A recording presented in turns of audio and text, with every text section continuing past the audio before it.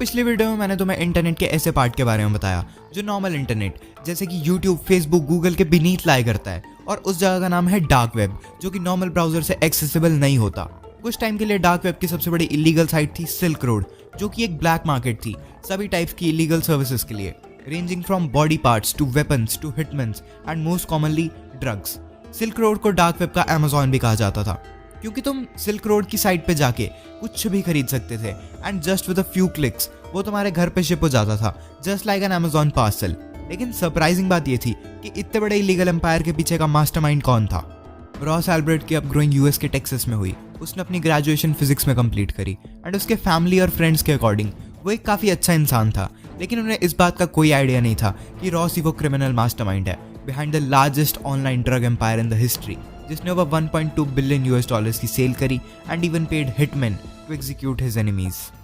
तो आज की वीडियो में हम बात करने वाले हैं the world of dark web. हम एक्सप्लोर करने वाले हैं the true story of silk road and हम ये भी देखेंगे कि कैसे government manage to track down Ross, क्योंकि रॉस टॉप ब्राउजर यूज कर रहा था, which made it even impossible क्योंकि उसकी आइडेंटिटी कंप्लीटली अनोनिमस थी। ये एक ट्रू स्टोरी है जिसमें काफ़ी सारे mysteries, twist and even corrupt government agents भी हैं।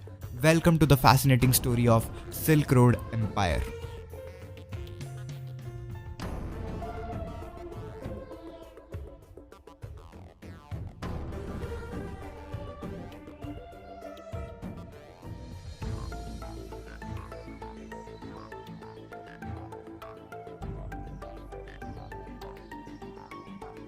रॉस पहले से एक बिजनेस माइंडेड पर्सन था एंड उसके पास काफ़ी सारे आइडियाज़ भी थे, लेकिन उनमें से कोई भी वर्कआउट नहीं हुआ एंड वो सब फेल हो गए।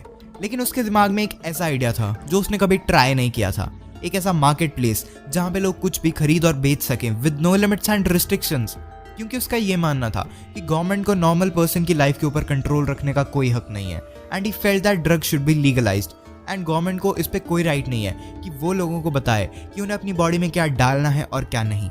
कुछ रिसर्च करने के बाद रॉस को पता चलता है एक वेब ब्राउजर के बारे में, टॉर, जिससे कि तुम डार्क वेब एक्सेस कर सकते हो एंड यूजर की आइडेंटिटी भी अनोनिमस रहती है without revealing the IP address. तो रॉस को लगा ये एक अच्छा प्लेटफॉर्म है इस मार्केट प्लेस को सेटअप करने के लिए विदाउट गवर्नमेंट नोइंग कि लोग क्या खरीद रहे हैं। लेकिन रॉस ने इस आइडिया को अभी एग्जीक्यूट नहीं किया, क्योंकि उसे पेमेंट के लिए एक ऐसा मेथड चाहिए था जो कि जीरो ट्रेसेबल हो। 2010 में Ross came across a new technology called bitcoin, जो कि एक डिजिटल करेंसी है जो कि किसी को भी अनोनिमसली ट्रांसफर हो सकती है विदाउट लिविंग अ ट्रेस। उसको एक ऐसा ही मिडम चाहिए था। तो एट द एंड रॉस ने इस मार्केट प्लेस को सेटअप किया and he decided to call it silk road, जो कि यूएस का एक फेमस ट्रेड रूट था। अब रॉस को पता था कि ये साइड उसको एकदम पर्सनल रखनी पड़ेगी एंड ये साइड उसको खुद से ही डेवलप करनी होगी। उसने अपनी गर्लफ्रेंड जूलिया को इस साइट के बारे में बताया and she was a little concerned, लेकिन thanks to Tor browser and bitcoin उसकी आइडेंटिटी कभी भी ट्रेस नहीं हो सकती थी। जब सिल्क रोड अपनी कंप्लीशन पे था तो उसको रियलाइज होता है कि ही हैड अ प्रॉब्लम। उसके पास कोई भी प्रोडक्ट नहीं था to sell on his actual market place and it was completely useless if there was nothing to buy. इसलिए उसने एक वेयर हाउस रेंट करा एंड उसने मैजिक मशरूम की प्रोडक्शन स्टार्ट कर दी and this was the first product to be sold on Silk Road market place. 2011 में Silk Road was ready to be launch to the world and उसने different categories की drugs add करी, लेकिन उसमें अभी बस एक ही आइटम लिस्टेड थी, मशरूम। लेकिन उसका प्लान ये था कि वो इस मार्केट प्लेस में sellers from all over the world अपनी आइटम सेल करें। बायर्स एंड सेलर्स को अट्रैक्ट करने के लिए उसको अपनी साइट को प्रमोट करना ज़रूरी था, लेकिन डार्क वेब की साइट को तुम किसी नॉर्मल सर्च इंजन में प्रमोट नहीं कर सकते। इसलिए रॉस काफ़ी सारे इंटरनेट फॉरम्स में गया एंड उसने एक साइट श्रूमरी को ज्वाइन किया एंड उसने एक पोस्ट डाला प्रिटेंडिंग कि वो एक कस्टमर है interested in using silk road. And इसका रीज़न ये था कि रॉस नहीं चाहता था कि लोगों को लगे कि वो अपनी वेबसाइट प्रमोट कर रहा है एंड लोग कैजुअली उस साइट में जाके सिल्क रोड को चेकआउट करें। एंड इस टैक्टिक से रॉस को सिल्क रोड पे ऑर्डर्स भी आना स्टार्ट हो गए थे। 2011 की स्टार्टिंग में रॉस एक बुक स्टोर में भी काम कर रहा था एंड उसके बिजनेस ने काफ़ी अच्छी ग्रोथ स्टार्ट कर दी थी। इनिशियल डेज में he was shipping off the orders twice a week, लेकिन जैसे जैसे साइट ने पॉपुलैरिटी गेन करी उसको ऑर्डर्स डेली शिप करने पड़ रहे थे एंड इवन बेटर क्योंकि अब दूसरे सेलर्स ने भी सिल्क रोड पे अपने प्रोडक्ट सेल करना स्टार्ट कर दिया था, ranging from weed to coke to ecstasy. And initially silk road 6.23% commission लेता था on every single order and Ross ने एक रेटिंग सिस्टम भी बिल्ड किया था जिससे कि बायर्स अपने सेलर्स को रिव्यू दे सकते थे, सिमिलर टू ईबे और अमेज़न का फीडबैक सिस्टम।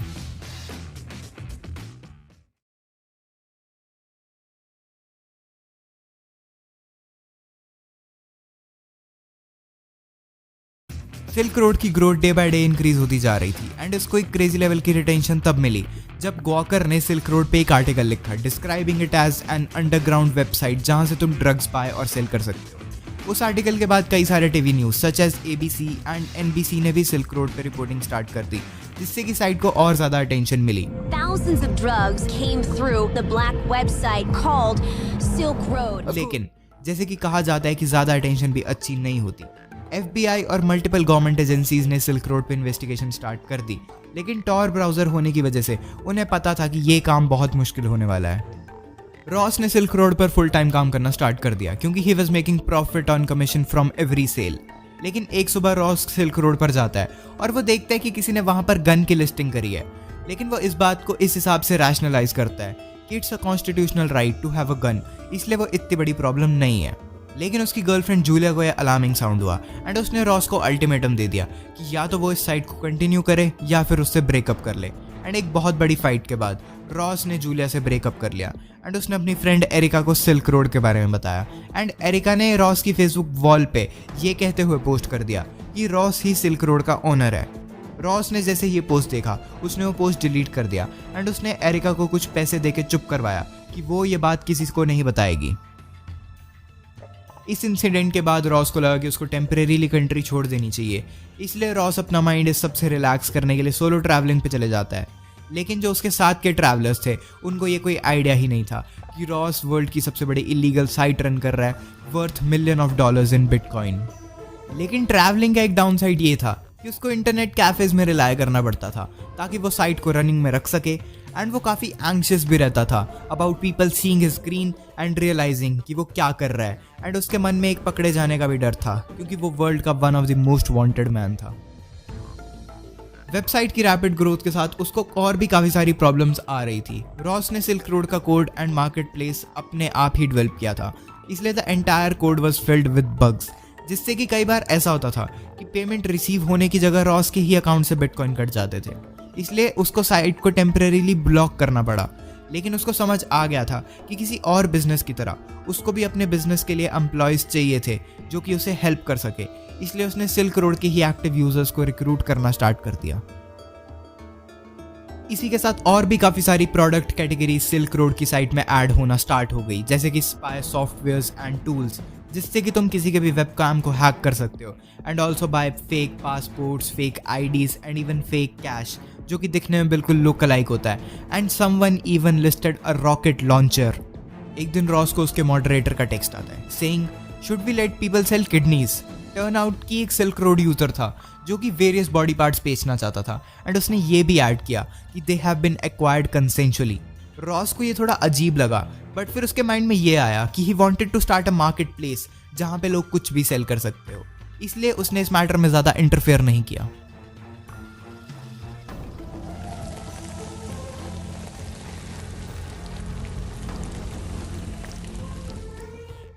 सिल्क रोड में एक एक्टिव यूजर था जिसका नाम था वेराइटी जोन्स, जिसने रॉस की हेल्प करना स्टार्ट कर दिया by finding bugs in the site and help the site grow further. उन्होंने प्राइवेट मैसेजेस के थ्रू चैटिंग करना स्टार्ट किया एंड वो काफ़ी क्लोज अच्छे दोस्त बन गए। लेकिन जो भी वेराइटी जोन्स था उसको ड्रग्स के बिजनेस में काफ़ी ज़्यादा एक्सपीरियंस था। एक दिन वेराइटी जोन्स रॉस को मैसेज करता है सेइंग जो कुछ भी हम कर रहे हैं it falls under the US drug kingpin law and उसकी मैक्सिमम डेथ पेनल्टी होती है and minimum jail for the rest of the life. Ross को इसके बारे में पता था लेकिन वो इसके बारे में सोचना नहीं चाहता था। लेकिन वेराइटी जोन सेड कि उसके पास एक प्लान है। वो दोनों प्रिंसेस ब्राइड मूवी के बहुत बड़े फैन थे और इस फिल्म में एक पायरेट होता है dread pirate Robert and this name is not just one person, ये नाम पास ऑन होता रहता है फ्रॉम पर्सन टू पर्सन। इसलिए वेराइटी जोन्स ने रिकमेंड किया रॉस को अपना नाम एडमिन की जगह ड्रेड पायरेट रॉबर्ट रख लेना चाहिए, क्योंकि अगर फ्यूचर में वो कभी पकड़े जाते हैं देन ही कैन से ये ओरिजिनली इस साइट का एडमिन नहीं है बल्कि ये टाइटल उसको पास ऑन किया गया है। रॉस को ये आइडिया काफ़ी पसंद आया, इसलिए उसने अपना नाम चेंज करके ड्रेड पायरेट रॉबर्ट रख लिया। जैसे जैसे साइट की पॉपुलैरिटी ग्रो हो रही थी वैसे ही देयर वर मल्टीपल इंसिडेंट्स जहां पे hacker manage to steal bitcoins या फिर वो साइट को हैक कर लेते थे, जिसकी वजह से रॉस को उनको रैंसम देना पड़ता था। लेकिन रॉस इस टाइम पे इतना पैसा बना रहा था कि ये सब उनके लिए कुछ मैटर भी नहीं करता था। 2012 जब साइट पूरी 1 साल पुरानी हो चुकी थी, इट वॉज एस्टिमेटेड कि it was making at least $500,000 per week, which kept increasing due to rapid increasing price of Bitcoin. By the end of second year, it completed its 1 million users and Ross की net worth tens of million dollars थी, जो कि सारी Bitcoin में थी। ये किसी ने भी नहीं सोचा था कि एक बंदा जो अपने 20s में है वो इतनी बड़ी कंपनी अपने लैपटॉप से बिल्ड कर देगा। While visiting the country Dominica, he realized कि उसकी नेटवर्थ पूरी कंट्री की GDP से भी ज़्यादा है। लेकिन उसको नहीं पता था कि जो एम्पायर वो बिल्ड कर रहा है, it also has its consequences, जैसे कि उसने जब ये न्यूज़ में देखा।